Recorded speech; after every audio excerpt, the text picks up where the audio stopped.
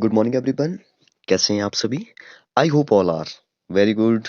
Today 16th of January और day है Sunday. Sunday है, आज छुट्टी है, तो एक काफ़ी बड़ा जो वो टॉपिक हम लोग डिस्कस करने वाले हैं, हड़प्पा संस्कृति के बारे में, द हड़प्पन कल्चर के बारे में डिस्कस करेंगे, इंडस वैली सिविलाइजेशन के बारे में, सिंधु घाटी सभ्यता के बारे में डिस्कस करेंगे। आपको पता होगा सिंधु घाटी सभ्यता जो वो हमारी एक बहुत ही प्राचीन सभ्यता थी। आपने सुना होगा कि यहाँ के लोग जो वो बहुत ही, यहाँ के लोगों का जो आर्थिक जीवन था बहुत ही समृद्ध हुआ करता था। गलियाँ जो वो चौड़ी होती थी, मकान जो वो एक क्रमानुसार जो बनाए जाते थे, गंदे पानी के लिए जो वो नालियाँ बनी होती थी, बहुत साफ-सफाई जो वो लोग पसंद करते थे। जाति-पाति जो वो मतलब कि जात-पात पर जो वो उनका जीवन जो वो उनका समाज जो वो आधारित नहीं था। महिलाओं को एक उच्च सम्मान प्राप्त था। वहाँ पे जो मूर्तियाँ बनाई जाती थी, आभूषण बनाए जाते थे, बर्तन, खिलौने आदि सब कुछ जो वो बनाया जाता था। मतलब कि यहाँ का जो लोगों का जो जीवन था वो काफ़ी समृद्ध जो वो माना जाता था। कृषि और पशुपालन जो वो उनके मुख्य व्यवसाय थे। तो सब कुछ जो वो हम लोग डिटेल में डिस्कस करेंगे। काफ़ी इंटरेस्टिंग फैक्ट्स जो वो डिस्कस करेंगे, जैसे कि वहाँ पे जो वो इसको जो वो कांस्य युग भी बोला जाता है। ठीक है, कांस्य युग क्यों क्यों बोला जाता है? क्योंकि कांस्य की जो वो ज़्यादातर वहाँ पे यूज़ होता था। मूर्तियाँ बनाने के लिए, बर्तन, औजार बनाने के लिए ज़्यादातर कांस्य का यूज़ होता था। ठीक है? उस टाइम जो वो क्या था कि लोहा जो वो लोहे का उनको पता नहीं था उस टाइम। ठीक है? लोहे का उनको इतना ज़्यादा नॉलेज नहीं था। तो लोहे आप देखेंगे, जब आप पूरा पढ़ लेंगे तो लोहा आपको कहीं भी देखने को नहीं मिलेगा। ठीक है? तो इसको जो वो कांस्य युग सभ्यता भी बोला जाता है। सबसे पहले जो वो हम लोग डिस्कस करेंगे कि ये जो वो कहाँ से कहाँ तक फैला हुआ है। ठीक है? आज जो वो ज़्यादातर जो वो ये पाकिस्तान में चला गया है, इसका पार्ट सिंधु घाटी सभ्यता का। लेकिन आज पाकिस्तान में जो वो अभी खुदाई नहीं हो रही है। हमारे यहाँ आज भी जो वो 1-2 जगह पे जो वो खुदाई चल रही है। तो गाँव के गाँव जो वो मिलते चले जा रहे हैं। ठीक है? तो हो सकता है आने वाले टाइम में जो वो सिंधु घाटी सभ्यता जो वो ज़्यादातर जो वो हमारे इंडिया में मिले। ठीक है? तो आपको क्वेश्चन पूछा जाता है कि ऊपर नॉर्थ वाली साइड देखिए, जब भी हम मैप में देखते हैं तो हमारा जो राइट हैंड साइड होता है वो होता है ईस्ट, और जो लेफ्ट हैंड साइड होता है वो होता है वेस्ट। ठीक है? पूरब होता है ईस्ट और वेस्ट होता है पश्चिम, और ऊपर वाली साइड होता है उत्तर। उत्तर मतलब कि नॉर्थ, और नीचे वाली साइड होता है दक्षिण। दक्षिण मतलब कि साउथ। ठीक है? तो आपको पूछा जाता है कि सिंधु घाटी की जो एरिया है, मतलब कि ठीक है, तो वहाँ पे जो उत्तर की साइड सबसे मतलब कि ऊपर वाली साइड जो लास्ट पॉइंट कौन सा था? जैसे पूछा जाता है कि हमारे इंडिया में जो वो सबसे लास्ट बाउंड्री जो वो कौन है? बाउंड्री में जो गाँव है या पॉइंट है वो कौन-सा है? तो इंदिरा पॉइंट है, जो कि अंडमान निकोबार में है। ठीक है? कश्मीर तो ऊपर है, लेकिन कन्याकुमारी जो वो हमारे तमिलनाडु इसकी साइड है। ठीक है? लेकिन सबसे नीचे अगर देखा जाए साउथ में, तो इंदिरा पॉइंट है, जो कि अंडमान निकोबार में मिलता है। वैसे ही अगर पूछा जाए कि इंडस वैली सिविलाइजेशन में जो वो नॉर्थ वाला पॉइंट जो वो कौन-सा था? कहाँ तक फैली हुई थी? दक्षिण में कहाँ तक फैली हुई थी? या पूरब में कहाँ तक फैली हुई थी? या पश्चिम में कहाँ तक फैली हुई थी? ये क्वेश्चन जो वो बनता है। ठीक है? तो सबसे पहले इसके बारे में डिस्कस करेंगे, फिर जो वो काफ़ी इंटरेस्टिंग पॉइंट जो वो हम लोग डिस्कस करेंगे, कहाँ पे जो वो क्या-क्या मिला। तो चलिए स्टार्ट करते हैं। तो सबसे पहले तो यहाँ पे क्वेश्चन ऐसे ही दिखाई दे रहा है कि सिंधु घाटी जो सभ्यता थी, हड़प्पा सभ्यता आप इसको बोलते हैं। ठीक है? हड़प्पा जो वो इस सभ्यता को इसलिए नाम दिया गया क्योंकि हड़प्पा में जो वो सबसे पहले जो वो यहाँ पे खुदाई शुरू हुई, या वो यहाँ पे जो वो सबसे पहले जो वो मतलब कि हड़प्पा के स्थान पर जो वो जो भी चिन्ह मिले। ठीक है? तो इसलिए जो वो इसको हड़प्पा सभ्यता भी बोला जाता है। ठीक है? तो एक क्वेश्चन यहाँ पे बनता है कि हड़प्पा जो इंडस वैली सिविलाइजेशन थी, या सिंधु घाटी सभ्यता थी, या हड़प्पा सभ्यता थी। ठीक है? तो वो जो वो हॉरिज़ॉन्टल जो वो सब ज़्यादा डिस्टेंस में फैली हुई है, और वर्टिकल जो वो कम है। ठीक है? तो आपको पूछा जा सकता है कि किस हॉरिज़ॉन्टल जो वो कितनी इसकी लेंथ है, या कितनी इसकी डिस्टेंस है। ठीक है? तो 16 किलोमीटर जो वो हॉरिज़ॉन्टल हॉरिज़ॉन्टल जैसे कि ये बेस। ठीक है? जैसे आप जो वो कोई एंगल बनाते हैं, जैसे 90 डिग्री एंगल। ठीक है? जो एक्स एक्सिस होता है वो जो वो हॉरिजॉन्टल होती है, और वाई एक्सिस जो वो वर्टिकल होती है, ऊपर ऊपर से नीचे की ओर। तो जो हॉरिजॉन्टल है वो जो वो 1600 किलोमीटर तक फैला फैला हुआ था। मतलब कि हॉरिजॉन्टल एक्स एक्सिस पर जो वो ज़्यादा फैली हुई थी। ठीक है? ऊपर से नीचे जो वो 1400 किलोमीटर। ठीक है? ऊपर वाला जो पॉइंट था वो जो वो कहाँ पे था? देखिए, एक तो हम नदी नदी की भी बात करेंगे, वहाँ पे कौन-सी नदी थी? ठीक है? और वहाँ पे जो आजकल जो कौन-सा राज्य है, जैसे जम्मू कश्मीर है, तो जम्मू कश्मीर की बात करेंगे। वहाँ पे स्थान कौन-सा था? तो मांडा। ठीक है? मांडा जम्मू कश्मीर, और वहाँ पे ऊपर वाली साइड चिनाब रिवर। अगर हम पश्चिम की बात करें, पश्चिम में कहाँ तक फैली हुई थी? ठीक है? तो मैंने आपको बता दिया कि ये जो वो ज़्यादातर पाकिस्तान में ही है। ठीक है? तो ये वाला साइड जो वो, जैसे ये वाला जो वो पाकिस्तान में ही है, मतलब ज़्यादातर जो वो पाकिस्तान में ही फैला हुआ था। ठीक है? यहाँ पे है दास रिवर, और बलोचिस्तान में है पाकिस्तान। ठीक है? जो कि पाकिस्तान में है, पाकिस्तान बॉर्डर जो कि है। ठीक है? तो ये पश्चिम में याद रखिए, और आलमगीर जो कि मेरठ में है, और यूपी। ठीक है? जो कि इसका पूर्व वाला, पूर्व में यहाँ तक फैली हुई थी। ठीक है? एक नीचे साउथ में जो वो दाइमाबाद गोदावरी रिवर है यहाँ पे, और महाराष्ट्र। ठीक है? इसके बीच में ये कुछ इस तरह से जो वो डायमंड शेप बन जाती है। ठीक है? तो हम लोग जो वो सभी डिस्कस करेंगे क्या क्या इसमें आता है। एक क्वेश्चन ए बनता है वैसे वैसे तो डिस्प्यूटेड क्वेश्चन नहीं बनते हैं वैसे जैसे कई इतिहासकारों का मानना है कि ये जो वो सभ्यता जो वो 2500 से जो वो 1700 ईस्वी पूर्व जो वो मानी जा सकती है, ठीक है। कई इतिहासकार मानते हैं कि 4000 से 2500 तक मानी जा सकती है, ठीक है। और कई इतिहासकार मानते हैं कि 3250 से 2750 तक मानी जा सकती है। कई इतिहासकार 2250 से 1700, कई अलग अलग इतिहासकारों का अपना अपना मत है, ठीक है। तो हम लोग जो वो इतना कहा जा सकता है कि ये जो सभ्यता है जो वो लगभग 5000 साल पुरानी है, ठीक है। 5000 साल बहुत होते हैं, ठीक है। 5000 वर्ष से वो इसको माना जा सकता है, ठीक है। एक क्वेश्चन बनता है कि सबसे पहले जो वो हमारे भारत में जो वो खोज कब हुई, ठीक है। भारत में नहीं, हाँ भारत ही बोला जा सकता है क्योंकि पहले तो भारत ही था।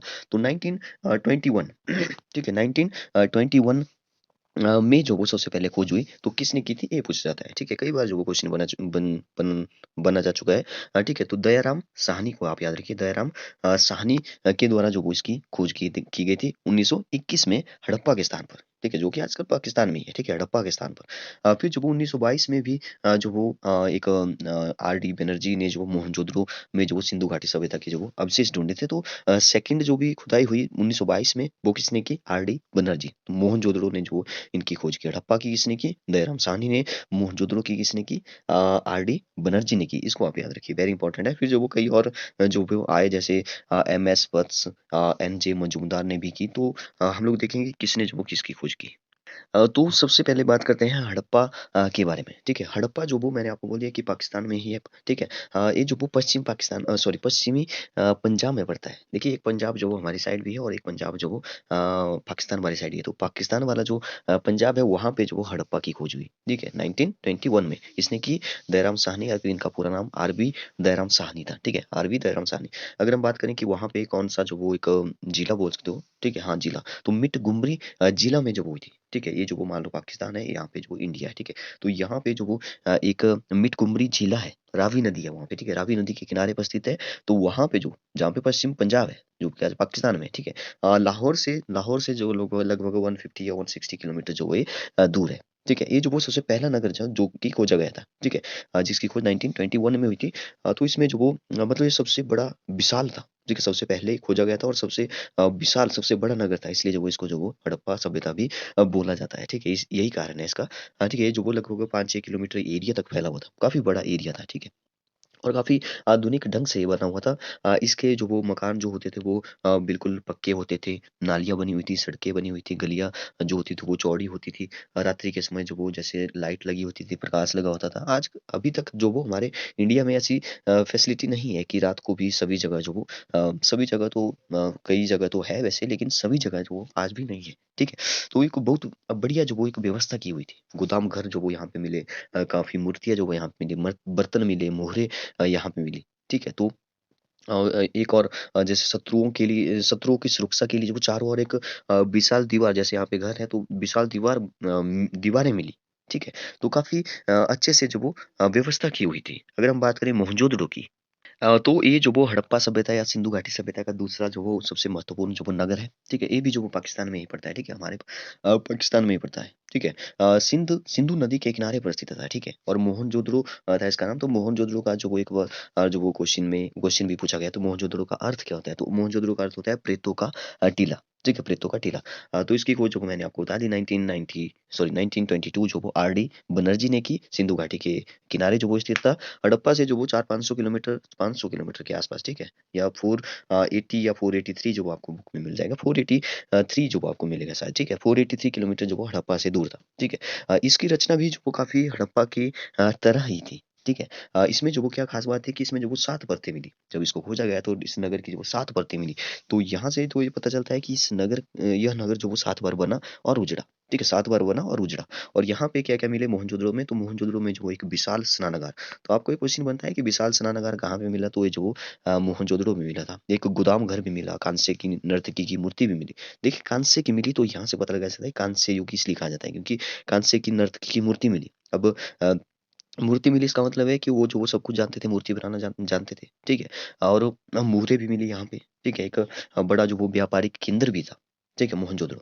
अगर हम बात करें नेक्स्ट चौहुंदड़ो की, चौहुंदड़ो जो हमारा नगर था, ठीक है, वो भी जो वो काफ़ी मिलता-जुलता था मोहनजोदड़ो और हड़प्पा से, ठीक है। ये जो वो अगर आप बोलें कि ये भी जो वो पाकिस्तान में ही पड़ता है, ठीक है। मोहनजोदड़ो से जो वो 150 या 160 किलोमीटर जो वो ये दूर है, ठीक है। इसकी खोज जो वो 1931 में हुई, ठीक है। देखिए पहले 1921, फिर 1922, पहले दयाराम साहनी, फिर जो आर डी बनर्जी, फिर जो वो इसके बाद एन जी मजूमदार। ठीक है, याद रखिए एन जी मजूमदार। ठीक है, एक सीक्वेंस में याद रखेंगे कि कितना किलोमीटर जो वो दूर था। पहले मैंने बताया कि ये जो वो लगभग 5 किलोमीटर में फैला हुआ था, तो ये जो वो 480 या 483 किलोमीटर जो वो दूर था हड़प्पा से। फिर जो वो यहाँ से हड़प्पा से चौंदड़ो जो वो कितना किलोमीटर दूर था, 160 किलोमीटर या 150 किलोमीटर। आप ऐसे सीक्वेंस में याद रखिए। किसने की? 1931 में जो वो Majumdar N N G Majumdar ने की। ठीक है, इसमें जो वो दो परतें मिली। इस दो परतों से अनुमान लगाया जा सकता है कि ये जो वो दो बार बना और दो बार नष्ट हुआ हुआ है। ठीक है, यहाँ पे खास बात ये थी, यहाँ पे ज्यादा कुछ खास बात थी नहीं वैसे। ठीक है, इसमें जो मन के बनाने वाले कारखाने जो वो मिले। ठीक है, मन के बनाने वाले कारखाने जो वो काफी और जगह में भी मिले वैसे। ठीक है, वो यहाँ पर भी मिले, और यहाँ पे जो वो तांबे कांसे के जो वो औजार भी मिले। ठीक है, एक खास बात यहाँ पे थी। ठीक है, तो मतलब काफी मिलती जुलती जो वो ये थी। ठीक है, हड़प्पा संस्कृति से मिलती जुलती थी। नेक्स्ट अगर हम बात करें कालीबंगा की, ये वेरी इंपॉर्टेंट है कालीबंगा। इम्पोर्टेंट क्यों है? इसके पीछे रीजन ये है क्योंकि ये जो वो हमारे इंडिया में पड़ता है। ठीक है, ये जो वो हमारे इंडिया में, अब इंडिया वाली साइड के जो वो हम लोग एक तो डिस्कस करेंगे काफी। और भी जो वो कई सारे नगर मिले, जैसे कोटला निहंग खान है, जैसे आलमगीरपुर है, संघोल है, बनावली है। ठीक है, कई सारे मिले और भी, लेकिन जो इंपॉर्टेंट है कालीबंगा और लोथल के बारे में हम लोग डिस्कस करेंगे अभी। ठीक है, तो कालीबंगा जो वो आज राजस्थान में है। राजस्थान जो हमारा एक सबसे बड़ा एरिया वाइज देखा जाए तो सबसे बड़ा जिला है। ठीक है, तो जिला गंगानगर में स्थित है। ठीक है, राजस्थान के जिला गंगानगर में जो वो कालीबंगा स्थित है। देखिए कालीबंगा के नाम से चल रहा है बंगा। ठीक है, बंगा बंगा मतलब चूड़िया। ठीक है, तो यहाँ से इसी के जो वो कारण जो वो इसका नाम पड़ा कालीबंगा, क्योंकि यहाँ पे जो वो बनने वाली चूड़िया। ठीक है, यहाँ पे बनने वाली चूड़ियों के नाम पर जो वो पड़ा, क्योंकि यहाँ पे चूड़िया बनाने वाला एक कारखाना मिला। ठीक है, इसकी खोज वेरी इंपॉर्टेंट है, ये पूछा जाता है। ठीक है, 1953 में जो वो एन घोष ने की थी। एन घोष ने की। देखिए हमने जो वो क्या क्या पढ़ा, दयाराम साहनी पढ़ा, आर डी बनर्जी पढ़ा, एन जी मजूमदार पढ़ा। ठीक है, अब जो वो एन घोष पढ़ेंगे, जो कि हमारे इंडिया में कालीबंगा की जिसने खोज की। ठीक है, तो यहाँ पे भी ये भी जो वो काफी मतलब कि हड़प्पा नगर की जो वो जैसे ही थी। ठीक है, यहाँ पर भी जो वो हमें का बहुत से बर्तन मिले, आभूषण मिले, खिलौने मिले। ठीक है, एन घोष ने की पहले 1953 में। बाकी उसके बाद जो वो बी के थापर और बी लाल ने जो वो उसकी मतलब की खुदाई जो वो जारी रखी। ठीक है, तो इसको आप याद रखिए। नेक्स्ट बात करते हैं लोथल की। लोथल जो कि हमारे आज गुजरात में पड़ता है। ठीक है, लोथल जो पड़ता है हमारे गुजरात वाला जो पार्ट है अहमदाबाद। ठीक है, अहमदाबाद जिले में जो वही लोथल स्थित है।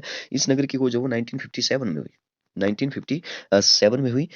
इसकी खोज की थी एस आर राव। ठीक है, एस आर राव, आप याद रखिए एस आर राव ने जो वो यहाँ पे खुदाई की। ठीक है, यहाँ पे खास बात ये थी कि लोथल में जो वो एक बंदरगाह मिला, जहां से जो वो पश्चिम एशिया के देशों से व्यापार चलता था। ठीक है, तो यहाँ पे खास बात यही थी कि बंदरगाह मिला, और मन के बनाने का कारखाना भी जो यहाँ पे मिला। मन के बनाने का जो वो चौंदड़ों में भी मिला था, हमारे यहाँ पे भी मिला लोथल में। ठीक है, मन के बनाए जाते थे। मन के जो कि जैसे हारों में जो वो पहनाए जाते हैं मन के। ठीक है, हार या जो भी माला होती है। ठीक है, उसमें जो वो पहनाए जाते हैं, तो वो मन के बनाने का उद्योग मिला, वहाँ पे कारखाना मिला। ठीक है, और वो यहाँ पे खंडहरों से हमें जो वो हड़प्पा संस्कृति के स्नानागार, सड़कों और नालियों के विषय के बारे में जो वो काफी ज्ञान प्राप्त होता है। ठीक है, तो हमने डिस्कस किया हड़प्पा के बारे में, मोहनजोदड़ो के बारे में, चौंदड़ो के बारे में, कालीबंगा, लोथल के बारे में। ठीक है, एक और है कोटला निहंग खान, जो कि आज वो पूर्वी पंजाब, मतलब कि भारत की वाली साइड। ठीक है, रोपड़ जिला में शायद स्थित है। ठीक है, इसकी खोज जो वो 1953 में ही हुई थी। ठीक है, 1953 में ही हुई थी, मतलब जब वो कालीबंगा की हुई, तो इसकी खोज की थी वाई डी शर्मा ने। इसको आप याद रख सकते हैं, वाई डी शर्मा। ठीक है, सतलुज नदी के किनारे पर स्थित था ये, और यहाँ पर भी जो बर्तन मिले, आभूषण मिले। ठीक है, मतलब कि ये मिलता जुलता था, हड़प्पा नगर से ही मिलते जुलते थे। तभी तो इसको पूरा हड़प्पा सभ्यता कहा गया। ठीक है, क्योंकि मिलता जुलता सामान जो वो यहाँ पे मिला। नेक्स्ट हम बात करते हैं थोड़ा सा नगर जो भी प्लानिंग थी, उनकी टाउन प्लानिंग थी, नगर योजना कैसी थी। तो जो भी घर बनाए जाते थे, मैंने एक बार बता दिया आपको कि उसके आसपास जो वो दीवारें बनाई होती थी। ठीक है, उसकी घरों की नींवें जो वो काफी गहरी बनाई जाती थी।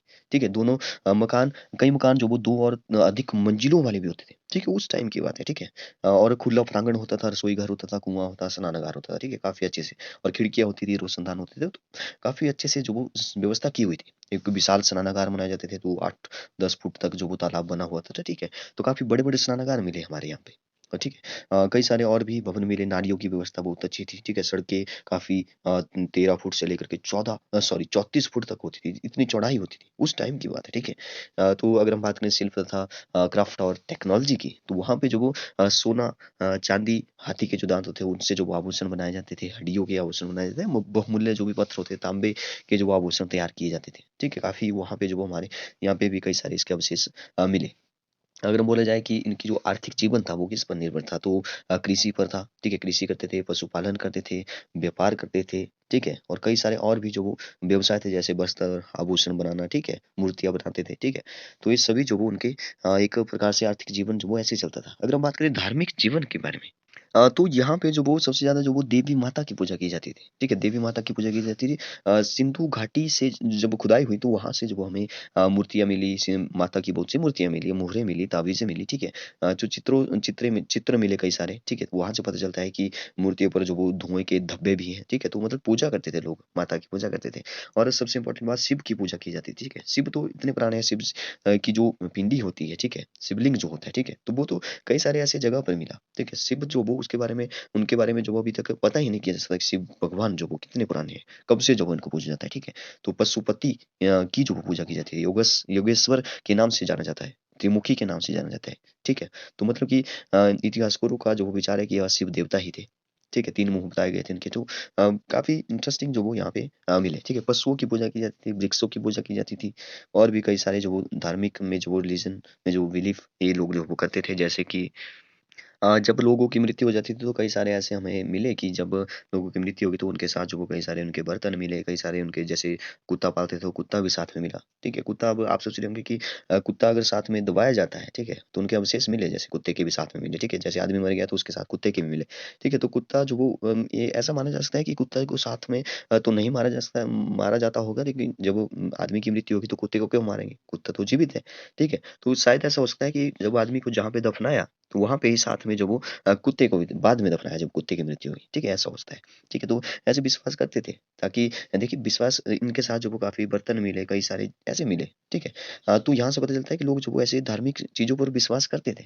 ठीक है, यहाँ से पता चलता है। तो जादू टोनों का जो वो जादू टोनों का जो वो आश्रय भी लेते थे। ठीक है, अंधविश्वास में तो नहीं बोला जा सकता है, लेकिन थोड़ा बहुत था उस टाइम भी। ठीक है, अगर हम बात करें सामाजिक जीवन के बारे में, तो उनकी जो सोशल लाइफ थी, जो उनका जो भी जीवन था, ठीक है, तो सामाजिक जो जीवन था उनका, तो वो भी काफी उन्नत, काफी समृद्ध जो वो माना जा सकता है, क्योंकि वहां पे जैसे खुदाई में जब बहुत सारी मूर्तियां मिली, लेकिन मूर्तियां जो वो सबसे ज्यादा महिलाओं की थी।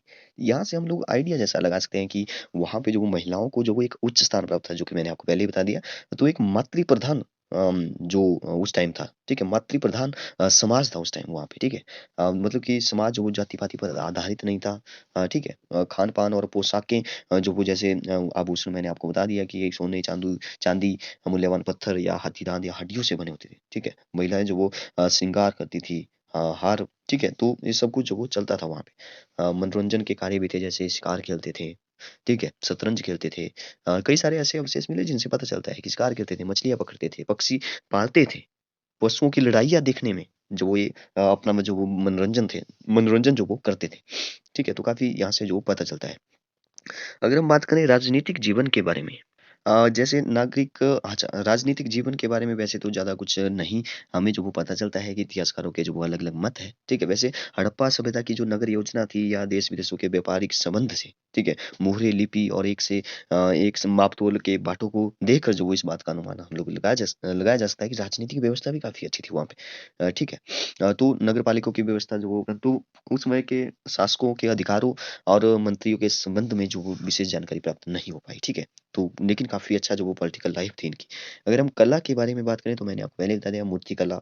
ठीक है, मूर्तियाँ बनाई जाती थी। कई सारे हमें जो वो मूर्तियाँ मिली। एक एक बहुत इंटरेस्टिंग एक दाढ़ी वाले व्यक्ति की मूर्ति मिली, जो कि एक सफेद पत्थर से निर्मित है। ठीक है, यह जो वो 17.5, इसको भी आप याद रखिएगा, 17.5 सेंटीमीटर ऊंची थी। ठीक है, दाढ़ी वाला व्यक्ति मिला एक। ठीक है, तो इसका मतलब ये हुआ कि लोग जो वो दाढ़ी रखना भी पसंद करते थे। ठीक है, तो यह मूर्ति जो वो किसी शाही व्यक्ति या पुजारी की प्रतीत होती थी। ठीक है, प्रतीत होती है तीन।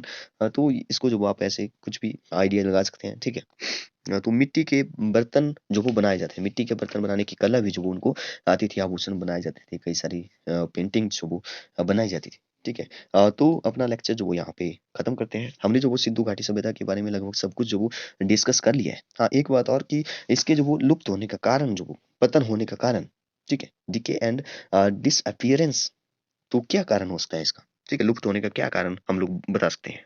वैसे तो इसका लुप्त होने का जो वो एक निश्चित रूप से जो वो कुछ कहना जो वो बहुत ही कठिन है, क्योंकि इतिहासकारों में भी बहुत सारे मतभेद हैं। कुछ इतिहासकार मानते हैं कि वहाँ पे जो वो काफ़ी समय तक वर्षा नहीं हुई, ठीक है? वर्षा नहीं हुई तो जो वो वहाँ पे जो वो सूखा पड़ गया, लोग जो वो चले गए वहाँ से, ठीक है? ये भी एक कारण हो सकता है। कुछ इतिहासकार मानते हैं कि बार-बार जो वो यहाँ पे भूकंप आया, ठीक है? जिससे जो वो हड़प्पा सभ्यता का जो वो सर्वनाश हो गया। कुछ इतिहासकार मानते हैं कि यहाँ पे जो वो संक्रामक रोग, जैसे आजकल भी एक कोरोना फैला हुआ है, ठीक है? तो उस एक रोग जो वो फैल जाने के कारण जो वो लोग जो वो यहाँ बहुत संख्या में मारे गए और कुछ लोग जो बचे वो जो वो यहाँ से निकल गए, ठीक है?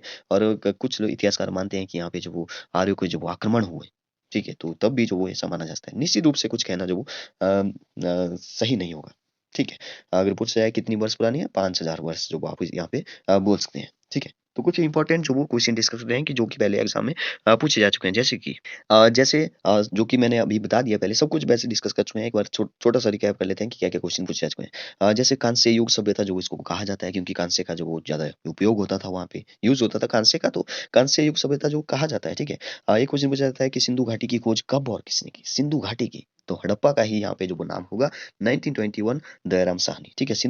सिंधु घाटी सभ्यता जो कितने वर्ष पुरानी थी, तो 5000 वर्ष जो वो है पुरानी थी, ठीक है? अगर पूछा जाए कि हड़प्पा संस्कृति के 4 जो प्रमुख स्थल थे, ठीक है? सिंधु घाटी या हड़प्पा जो भी बोल दो, 2 प्रमुख नगरों के नाम बताइए वहाँ पे। तो सिंधु घाटी से आप जो मोहनजोदड़ो बता सकते हो, हड़प्पा, लोथल, संघोल, ठीक है? ये सभी जो आप बता सकते हो। अगर पूछा जाए कि भारत के 3 राज्यों के नाम बताइए जहाँ पे हड़प्पा संस्कृति फैली हुई थी, ठीक है? तो पंजाब, राजस्थान, गुजरात, ठीक है? जैसे हमने कालीबंगा पढ़ा, लोथल पढ़ा, तो एक तो हमारे वाला पंजाब हो गया, राजस्थान हो गया, गुजरात हो गया। देखिए यहाँ पे जो वो हड़प्पा संस्कृति जो वो फैली हुई थी।